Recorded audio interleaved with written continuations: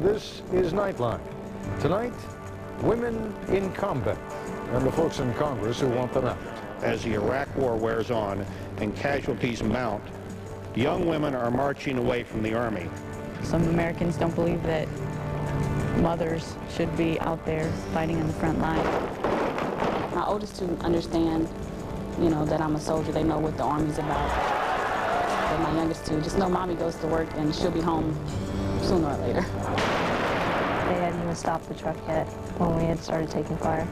Tonight, women warriors sending American women into harm's way. When I was embedded with the 3rd Infantry Division, first in Kuwait and then in Iraq back in the spring of 2003, I must confess I was surprised by the number of women soldiers who were up there with us at what the Army was calling the point of the spear.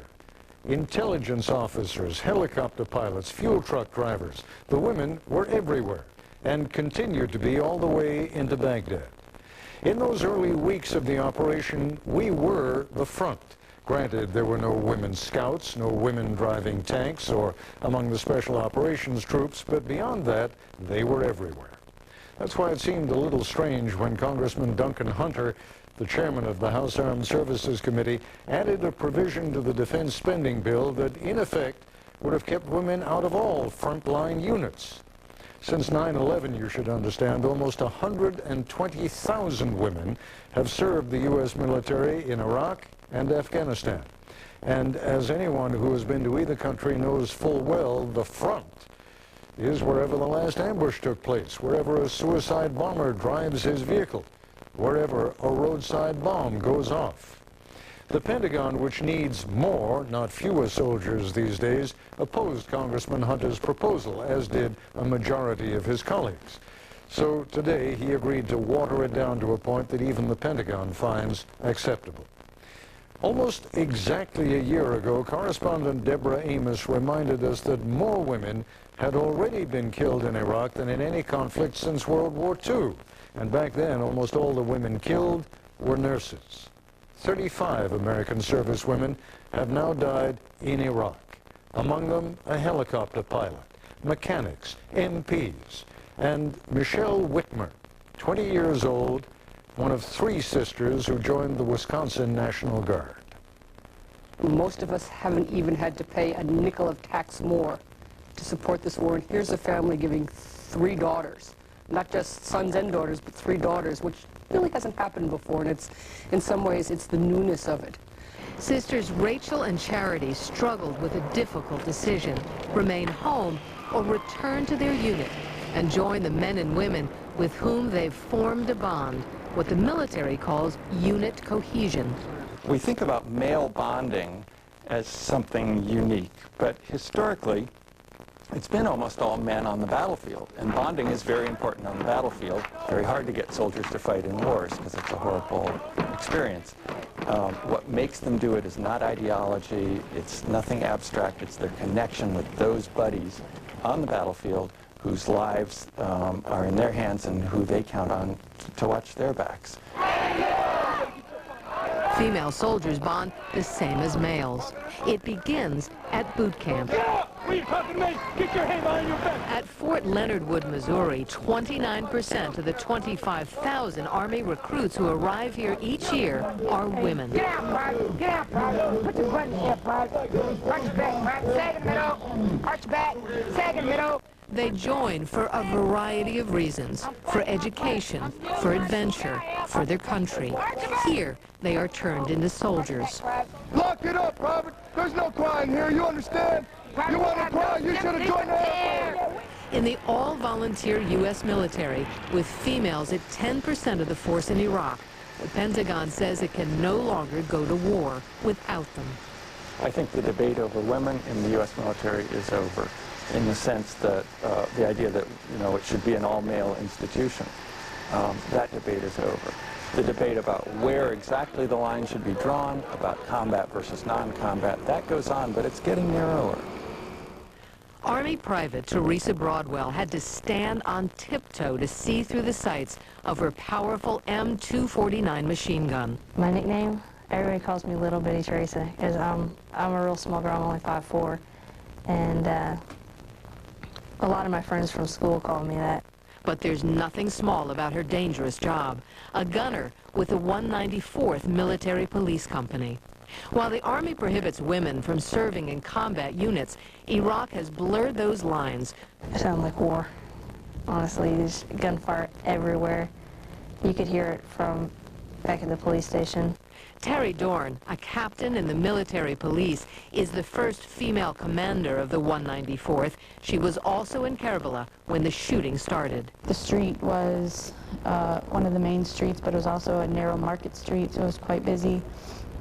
A lot of high buildings, so bullets and hand grenades and RPG rounds were coming from all directions. 4 U.S. soldiers killed in Iraq today, 3 in a gun battle with Iraqis in the holy Shiite city of Karbala. With 3 American soldiers already down, Machine Gunner Broadwell had to cover her lieutenant as he jumped out to try to rescue the fallen Americans. They hadn't even stopped the truck yet when we had started taking fire. How did you know when it was time to shoot? As soon as I heard them shooting at us. And you really don't have time to think about it. It just happens. Broadwell was awarded the Bronze Star and a Purple Heart for her role in the firefight, a war hero at 20. And do you have your Purple Heart here? Yes, I do, actually. A military barracks decked out like a college dorm. The family photos she took to Iraq now back on the fridge. The war medals, the Purple Heart, and the Bronze Star are packed away, but not the memories. This here's the Purple Heart. When people go around and they say, you know, oh, this is Teresa Broadwell, she's a hero, it's just, you know, it kind of makes me feel a little awkward. You know, I've never even pictured something like this happening to me at all. How much do you think about that day? Quite often. It's something I'd really like to be able to put back in the back of my head, but it kind of pushes its way through a lot, and it's just something you can't really get your mind off of. You think about it more now than you did at the time? Yeah. I think about it a lot more now than I did before. When we come back, dealing with the experience of combat back home. The funniest thing about thinking you're not gonna make it, you regret things. And you don't regret the things that you think you would. This is ABC News Nightline. Brought to you by MasterCard.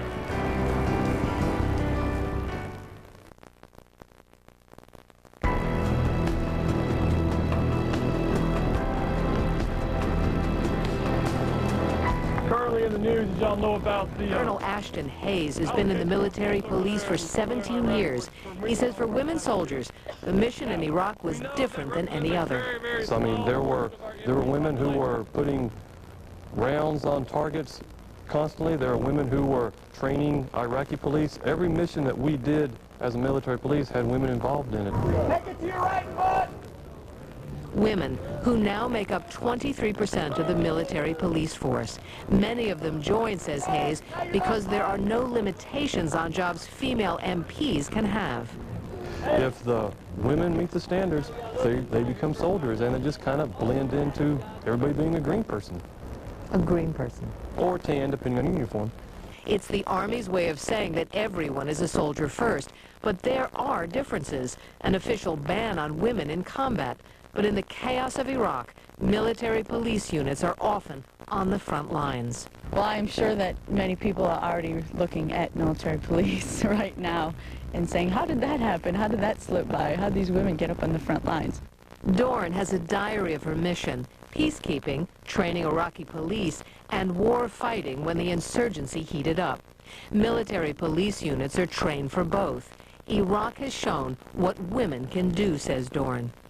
Some people, some Americans don't believe that mothers should be out there fighting on the front lines, and I understand why that's the reason. But myself being in the military, I don't think there should be any difference, but I understand it. These soldiers also served with the 194th in Iraq. All are single mothers. Private Tonya Marr's mom takes care of her daughter while she's away.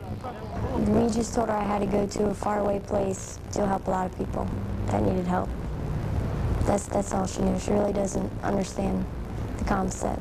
of it. See. Private Sarah Shahal is from a military family. Her mother and her grandmother served.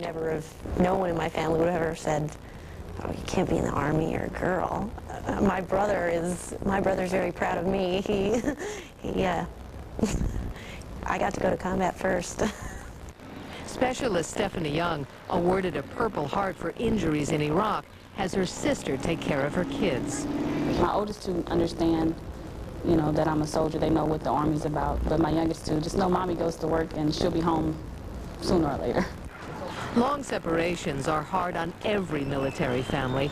When we asked soldiers from the 194th to dinner, Tonya Marr brought her 5-year-old daughter, Haven.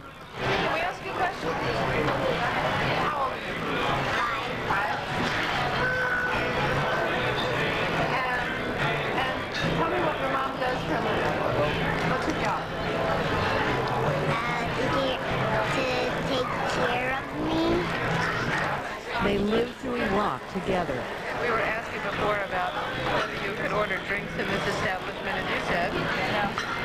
Why? I'm only 20 years old and I'm not of age to drink alcohol. So. They spend time off together, back from their first home leave in a year.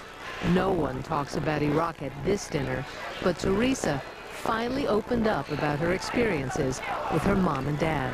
The weekend before I came home off leave, I sat down with her and my dad for about an hour or so and just cried, and everything just kind of came out, and it was real tough to deal with. I think I broke down a couple times while I was home. Christy Chappell joined the military because she wanted to change her life, and it did.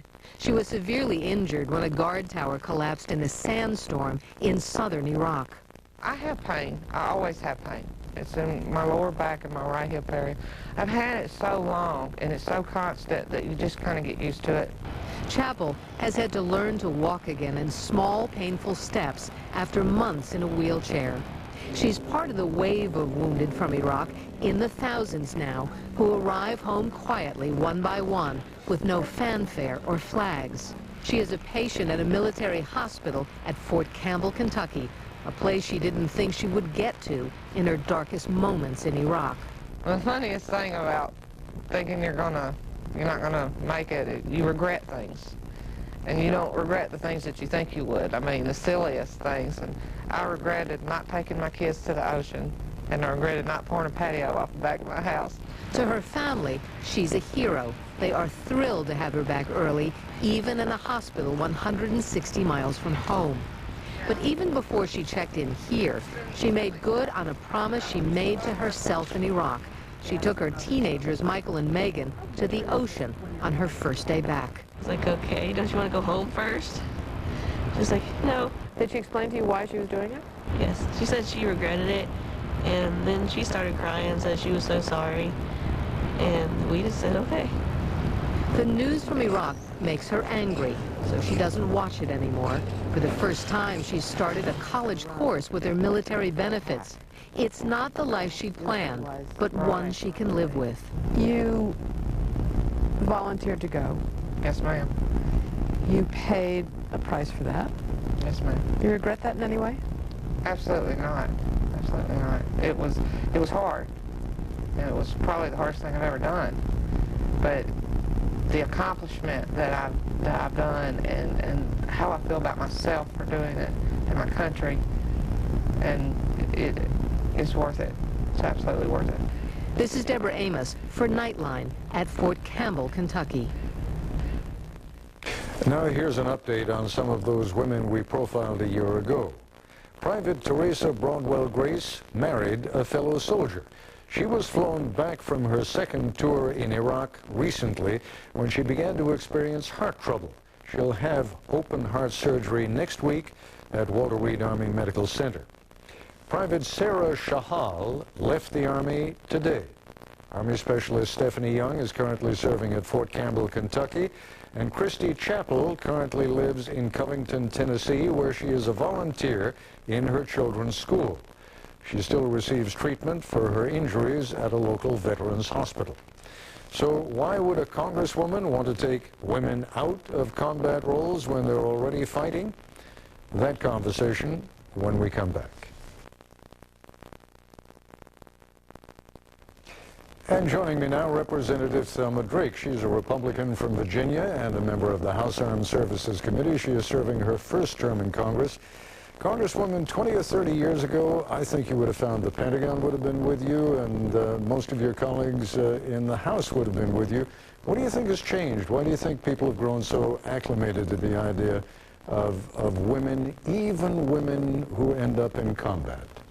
Well, Ted, the policy for many years since the 1984 amendment that was done, not an amendment but a policy, is that women do serve in combat. They serve in combat very effectively today. They are very brave and very courageous, and we certainly know that they are doing a good job for us defending our freedoms right now.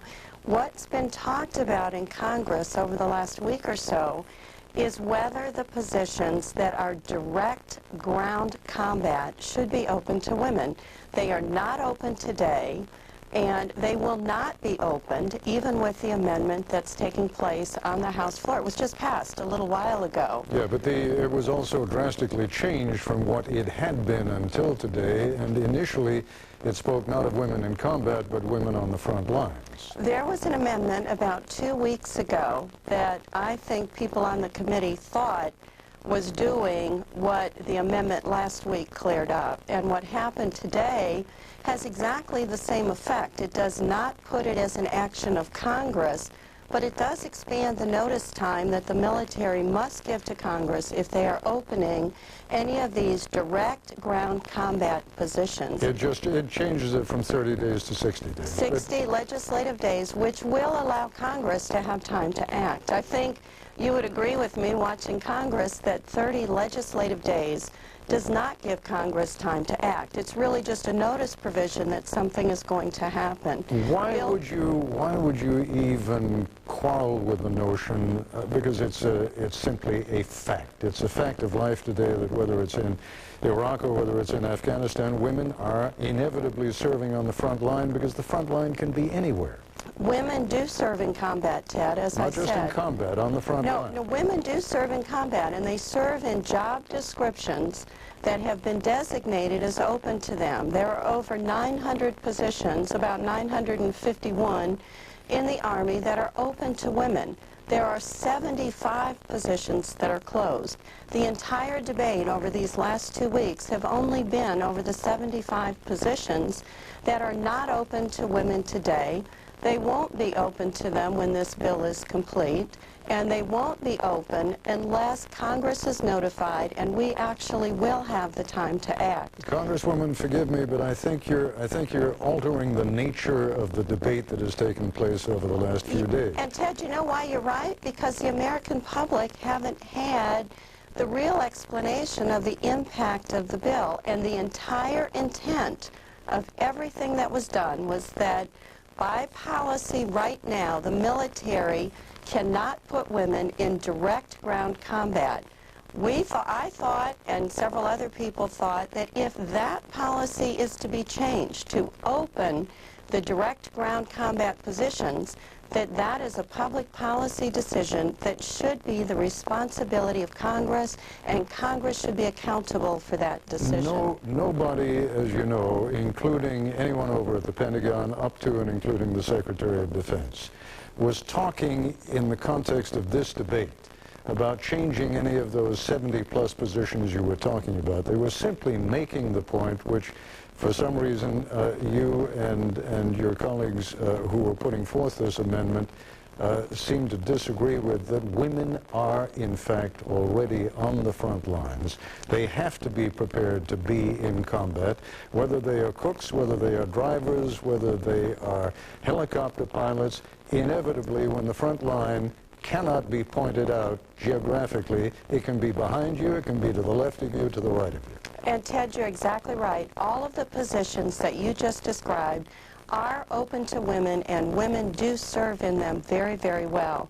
The positions that are not open to women, direct ground combat, are positions where the entire description of that job is to kill someone, is to injure someone. It's artillery, it's infantry, it's that type of a position that is currently closed to women, It will remain closed to women. Who was arguing with that? I don't recall hearing anybody, including the Pentagon, arguing with those points. Who was saying that? Well, Ted, you're exactly right. And every military member that I've talked to, when I explained to them what was taking place, they agreed with me. The problem is people were saying that we were closing positions to women, and that is absolutely untrue. That was never the intent of the committee. The entire intent of the committee was that we would not open things that are closed to women now without Congress having a say in that. We're down to our last few seconds. The reality of it is you know that American women are going to be in combat positions. And they are, Ted. And if I understand you correctly, you got no problem with that. I have no problem with that at all. Okay. It's direct ground combat without Congress weighing in that I have a problem with. I think that's our responsibility. Congresswoman, you're awfully good to have joined us this evening. Thanks very much. Thank you. I'll be back with a note about tomorrow's broadcast in a moment.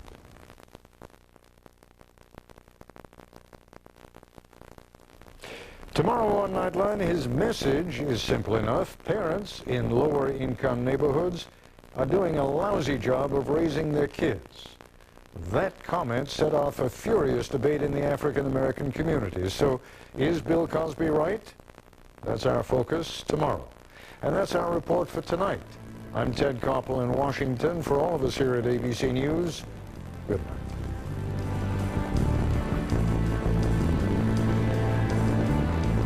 This has been a presentation of ABC News. More Americans get their news from ABC News than from any other source.